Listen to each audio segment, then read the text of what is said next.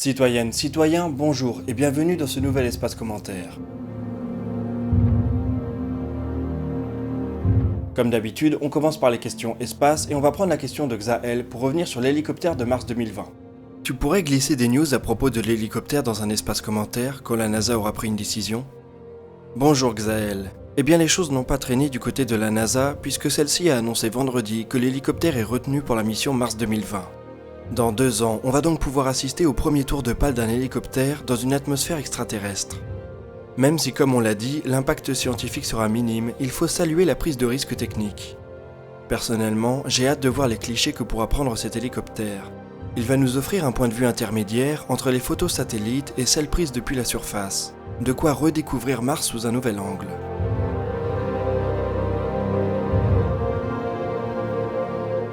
Et qui sait, peut-être que c'est grâce à lui que le rover Mars 2020 sera guidé au bon endroit et fera ses découvertes les plus fabuleuses. Pour le moment, la mission initiale est prévue pour durer 30 jours. La NASA envisage 5 vols durant cette période, dont le premier verra l'hélicoptère grimper à une altitude de 3 mètres et se maintenir en vol pendant une trentaine de secondes. Par la suite, il réalisera des bonds de plusieurs centaines de mètres. La combinaison cellule photovoltaïque plus batterie pourrait permettre au drone d'opérer pendant plus longtemps.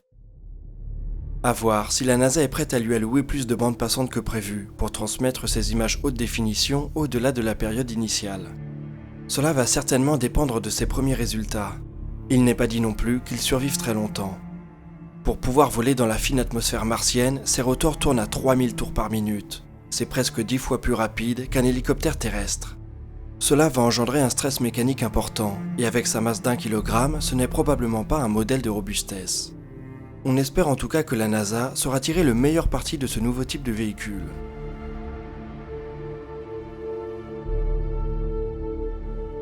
On va prendre maintenant la question de neutrinos et on va parler tuyères. Dans ta vidéo, tu as parlé de structures de type aérospike. Pourrais-tu nous en dire un peu plus et quels sont ses avantages et inconvénients ? Les performances des moteurs à ergols liquides dépendent en partie de la forme de leur tuyère. Les turbopompes et la chambre de combustion d'un moteur fusée produisent des gaz à très haute pression. Le rôle de la tuyère est d'accélérer ces gaz en faisant diminuer leur pression et leur température. Mais pour un rendement maximal, il faut que les gaz sortent de la tuyère à une pression égale à la pression ambiante. On peut s'en assurer en choisissant soigneusement la forme de ces tuyères. Le problème, c'est qu'au cours de l'ascension d'une fusée, la pression ambiante n'arrête pas de changer. Elle est d'une atmosphère au niveau de la mer et puis plus rien une fois en orbite. Une seule tuyère ne peut donc pas fournir un rendement maximal dans ces deux environnements. En général, on s'en sort car les fusées possèdent plusieurs étages. Les tuyères du premier étage sont optimisées pour le vol atmosphérique, tandis que les tuyères des étages suivants sont très longues pour pouvoir détendre les gaz dans le vide.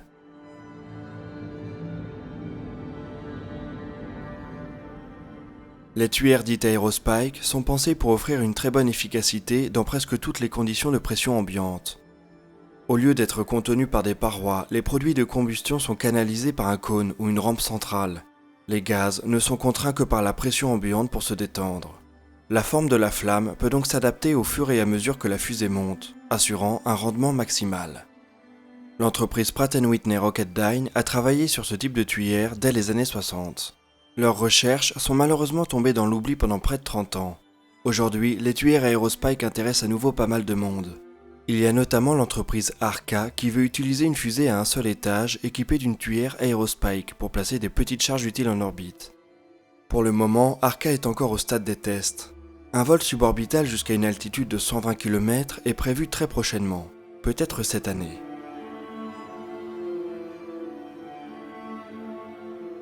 La prochaine question c'est celle de Lu Buwei et on va définir ce qu'est le New Space. Tu fais mention du New Space, peux-tu développer ? New Space, qu'on traduit parfois en français par Nouvel Âge Spatial, est une expression qui désigne les transformations que subit l'industrie de l'accès à l'espace avec l'arrivée de nouveaux acteurs privés. L'emblème le plus évident de ce mouvement, c'est bien entendu SpaceX.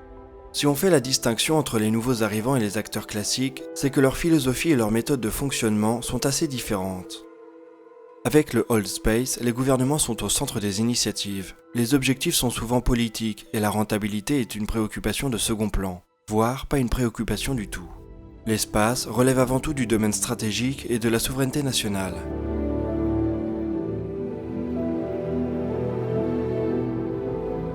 SpaceX, Blue Origin, Rocket Lab et tous les autres voient l'espace comme une opportunité économique. La rentabilité devient alors une question de premier plan. C'est une façon de voir les choses qui entraîne des choix techniques complètement différents. Réutilisation, moteur simple et procédés de fabrication ultra optimisés doivent permettre de baisser les prix tout en conservant une marge acceptable. Beaucoup de ces nouveaux entrepreneurs ont également une vision très ambitieuse de l'espace et qui ne s'arrête pas à l'orbite basse. S'agit-il d'une vision qui va transformer les frontières de l'humanité, ou le New Space va-t-il au contraire se casser les dents sur une réalité bien plus dure qu'escomptée? C'est ce qu'on va essayer de suivre semaine après semaine.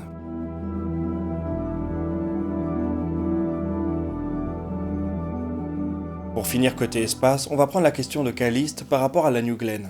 Y a-t-il une clientèle suffisante pour ce type de fusée, New Glenn, pour qu'il puisse envoyer plusieurs dizaines de fois celle-ci? Il me semble qu'elle est proche d'une Falcon Heavy en termes de capacité. Bonjour Caliste, avant même son premier vol, New Glenn a déjà été réservé par 4 clients.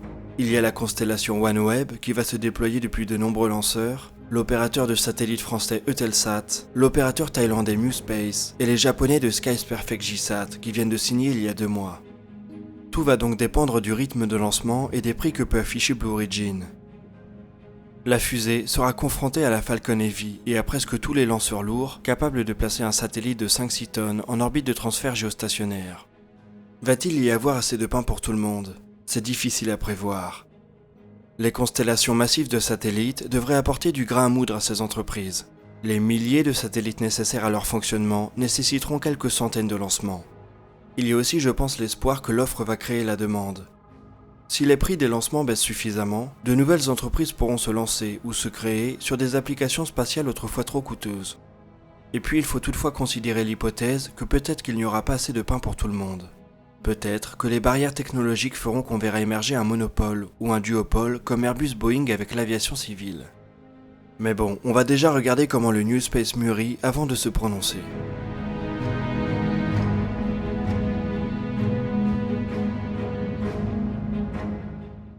On passe maintenant aux questions sur le jeu Star Citizen et on va prendre la question d'Aquilin sur le Network Bind Culling. Petite question, a-t-on des nouvelles sur l'avancée du Network Bind Culling? Bonjour Aquilin, c'est effectivement la question que tout le monde se pose. Pour être tout à fait honnête avec toi, son avancement dans la roadmap est figé depuis quelques semaines déjà. Cela ne veut pas forcément dire que les développeurs ne travaillent pas dessus, au contraire. Il faut comprendre que le Network Bind Culling marchera de pair avec l'Object Container Streaming. Le premier devrait soulager votre processeur et le deuxième, votre carte graphique.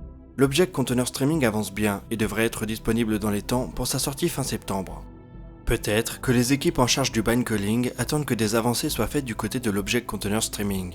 En tout cas, le Network Bind Culling est toujours bien prévu pour la 3.2 et son évolution est à suivre de près dans la roadmap.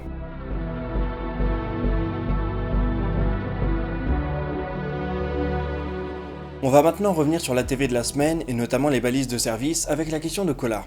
Tu as dit que les PNJ pourront aussi émettre et accepter des missions de balises.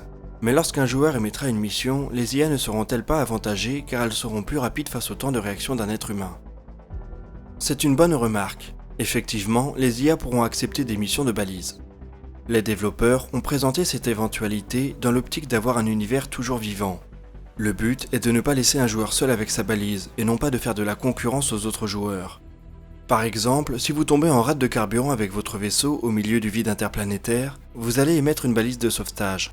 Si aucun joueur ne se trouve dans la zone ou qu'il n'y a aucune réponse au bout d'un certain temps, une IA pourra répondre à l'appel.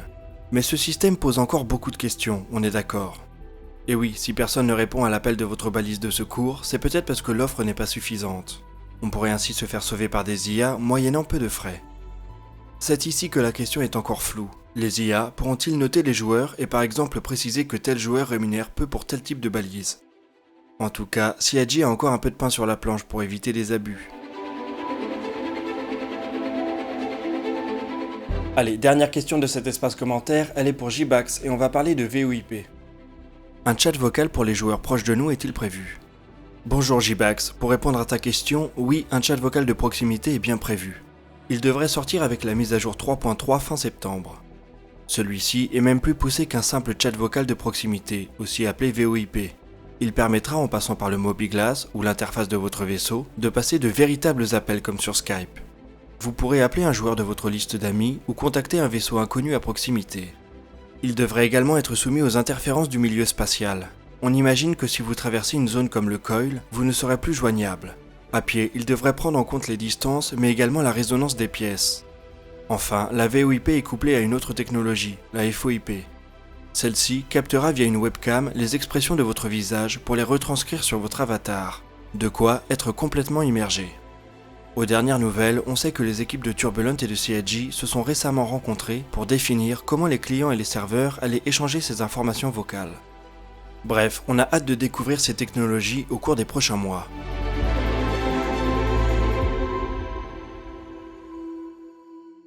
Voilà, cet espace commentaire est déjà terminé, mais j'espère qu'on a répondu à quelques-unes de vos interrogations.